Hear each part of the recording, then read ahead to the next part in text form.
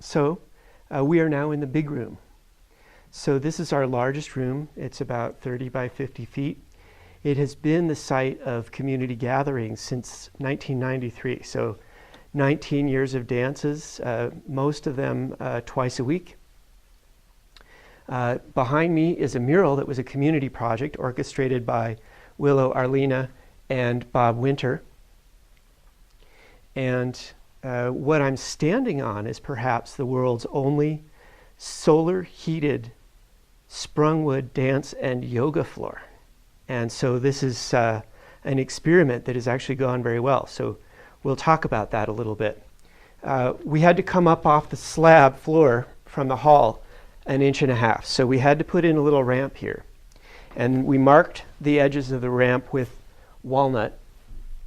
The oak floor expands and contracts a little bit seasonally. And so that's just something we didn't expect, but it's there.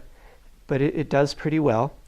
What we have is 3/4 inch of oak, and then stringers supporting that are sitting on elastomeric bumpers.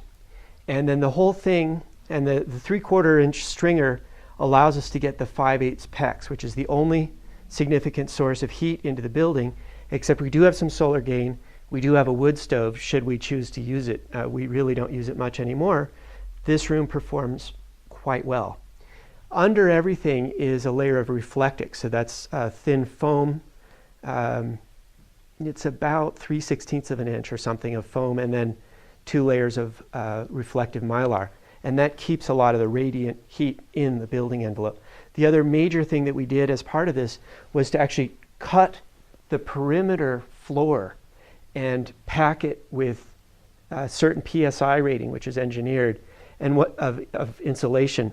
And what that does is it creates a thermal separation between the perimeter floor and, to some degree, the soil underneath that slab and the perimeter wall.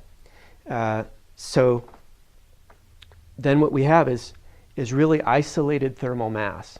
The other thing we have here is that the actual wall itself, remember, is cinder block, which we inherited with the building. So the embodied energy of that cinder block we just kept.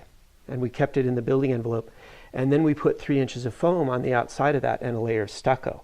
So that does more, and it actually improves the performance of the building winter and summer. And in addition to that, because we have a sound sensitive neighbor and we have these community events, what we did is we put in what's called sound channel, which is a metal, it's like almost like 2x4, but it expands and contracts when the bass thumps.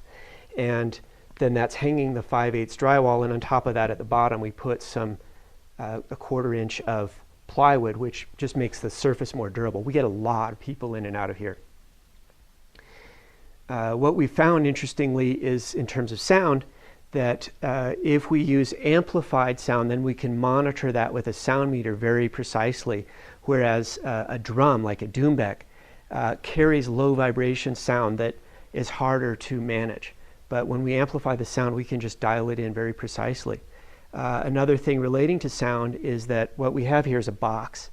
And when we first finished this room in the new remodel, we had hard surfaces, floor, walls, hard walls, ceiling, and the acoustics were really terrible. There's a lot of echo.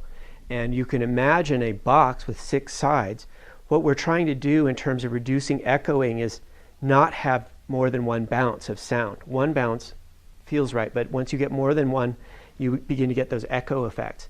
So what we did is we put sound management tile, so there's a medium rated sound mitigation tile that has a sort of interesting texture on it on the roof and then on the ceiling. And then we took the, we used the stage curtains, which are very thick and do catch a lot of sound, and put that on 2 walls. So then 3 of those 6 surfaces are basically sound dampening surfaces. And now what we have is really good acoustics.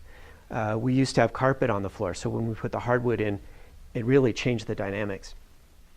What we also have on this wall is an art gallery.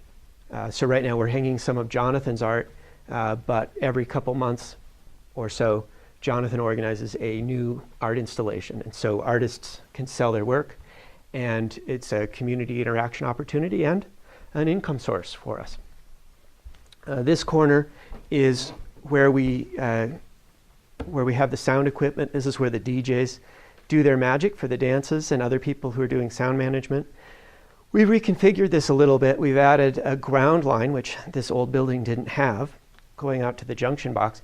And then as well, we've created a roller base here that's separate from the cabinet that supports the sound equipment. So that's attached to the wall now. And then this cabinet that's on rollers can be a podium or a stand for a projector or whatnot. And it locks, but it moves around. So we're trying to make the room as modular as possible.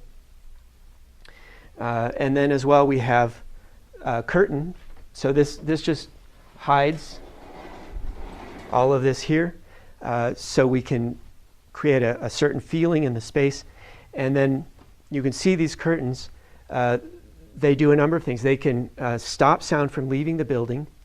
They can keep a certain amount of heat from coming into the building. Like right now, it's about 75 degrees in here just from the solar gain, because it's a remarkably warm November Colorado day.